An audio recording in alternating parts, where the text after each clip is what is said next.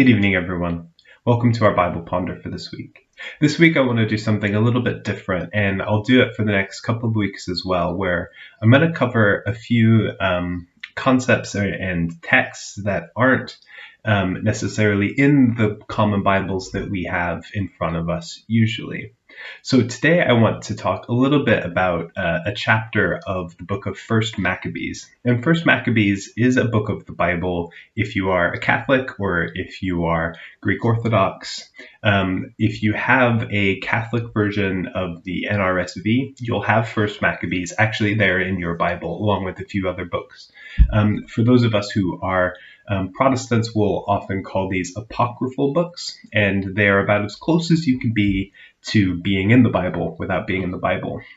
But part of why they're really interesting isn't just for what they can offer us in terms of that sort of close to biblical, maybe moral instruction, but First Maccabees in particular offers us a really interesting glimpse historically into what we also call the intertestamental period, and that time period between the end of the Hebrew Bible and then when we pick up again with the Gospels.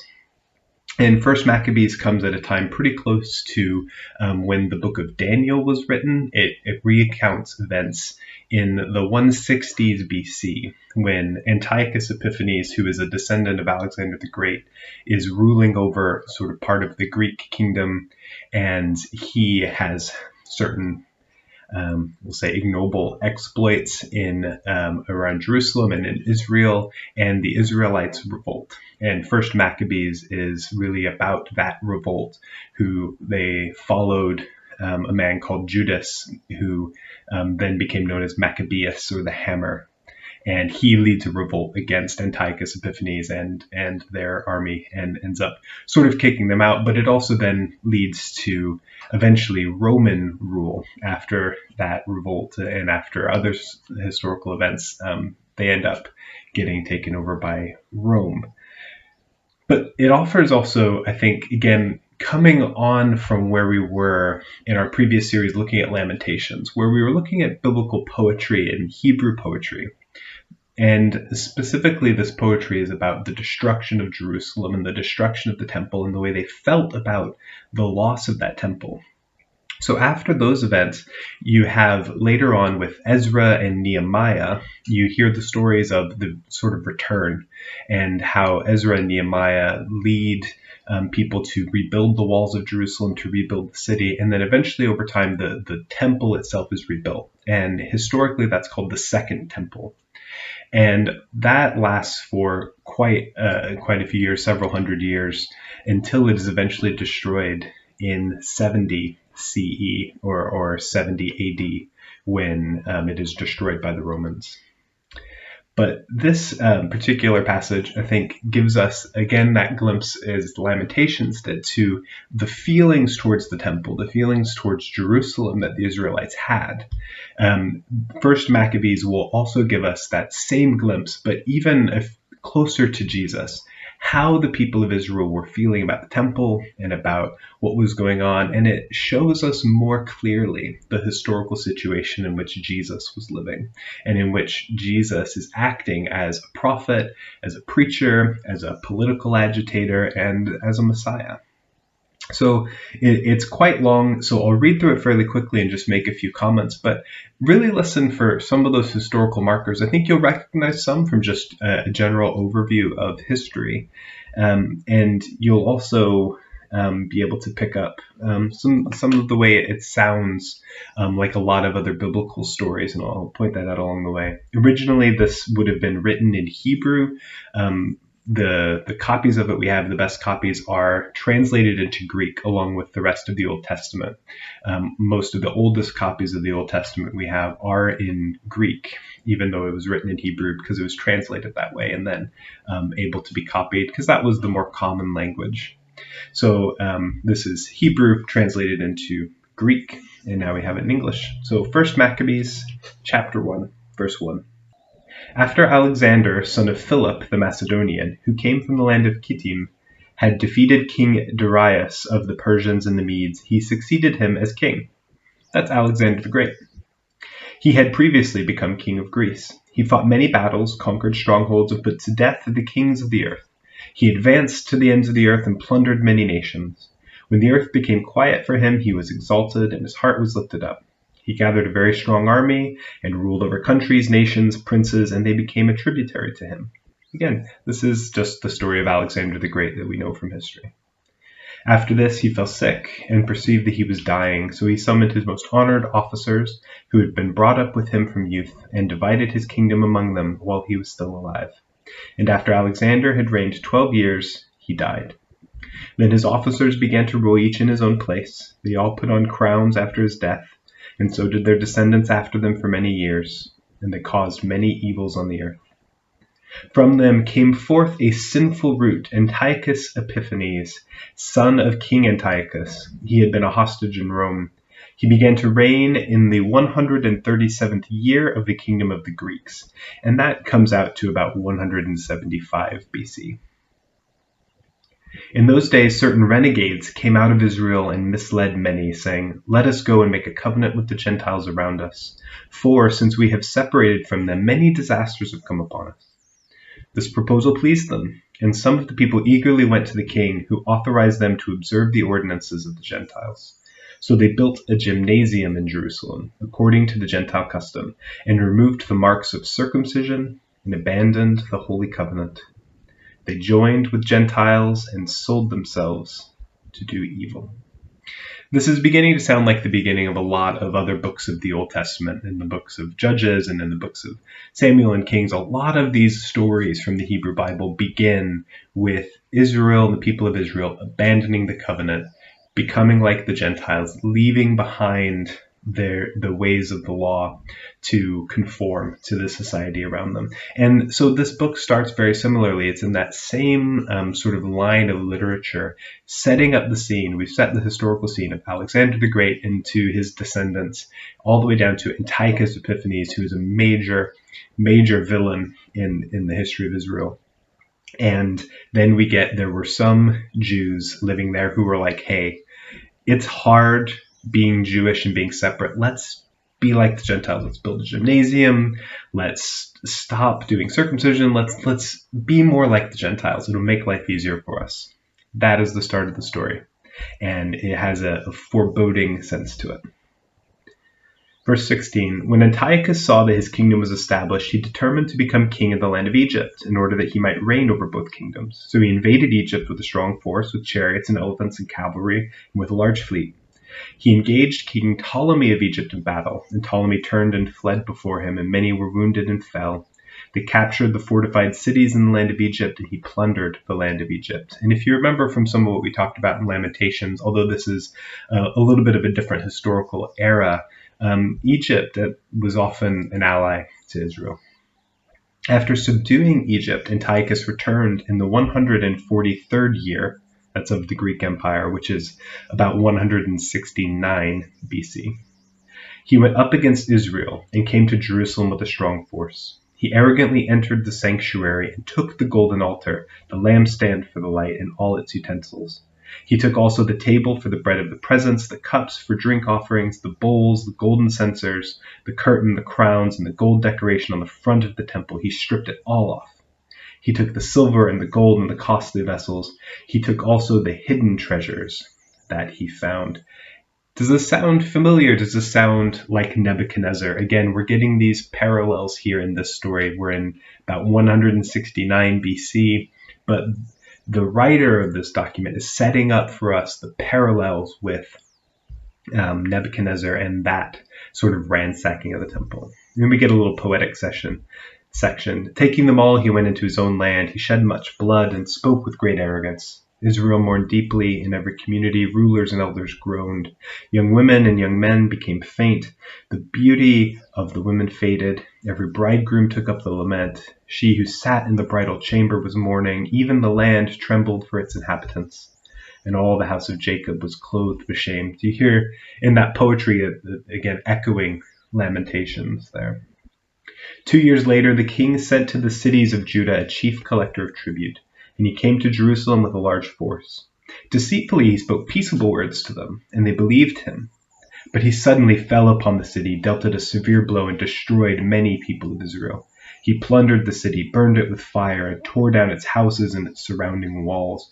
Again, this happened 400 years earlier and is now happening again after it's all been rebuilt. They took captive the women and the children and seized the livestock. Then they fortified the city of David with a great strong wall and strong towers, and it became their citadel.